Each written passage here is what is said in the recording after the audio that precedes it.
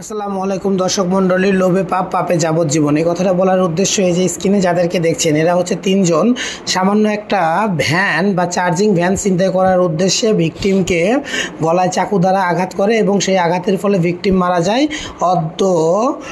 বিজ্ঞ জননিরাপত্তা ট্রাইব্যুনাল রাজশাহী তাদের তিনজনকে যাবজ্জীবন অর্থাৎ 30 বছর করে জেল প্রদান করেন এবং 20,000 টাকা জরিমানা প্রদান করেন। তো এইটি ভিডিওটা করার উদ্দেশ্য যে সবাই আমরা আইনকে মান্য করব, ছিনতাই, রাহাজানি, চুরি, চিটারি, বাটপাড়ি থেকে দূরে থাকবো যেন এরকম পরিস্থিতিতে আমাদেরকে পড়তে না হয়। তো চলেন, সামনে বিস্তারিত আসছে এবং আমাদের পিপি স্যারের সাক্ষাৎকার আছে, আমি নিজেও সেখানে আছি।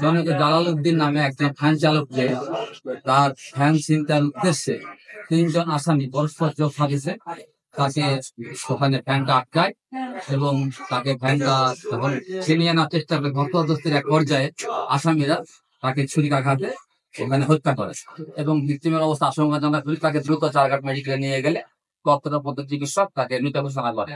এর প্রেক্ষিতে বিজ্ঞ আদালতে জননিরাপত্তা বিঘ্নকারী অপরাধ ট্রাইব্যুনালে তাদের বিরুদ্ধে তিনজন আসামি ২২ এবং ৩৭ ধারা আনয়ন করা হলে মোট ১৭ জন সাক্ষী প্রদান করেছি।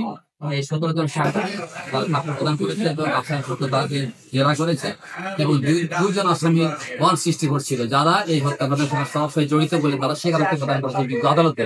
এই 164 ভিত্তি করে বিজ্ঞ আদালত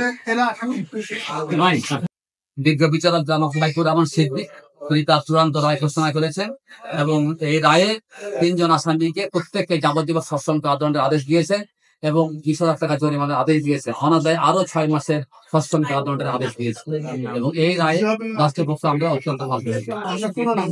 আমার নাম আসাদুজ্জামান মিঠু, স্পেশাল ডিপি জননিরাপত্তা বিঘ্নকারী অপরাধ ট্রাইব্যুনাল রাজশাহী।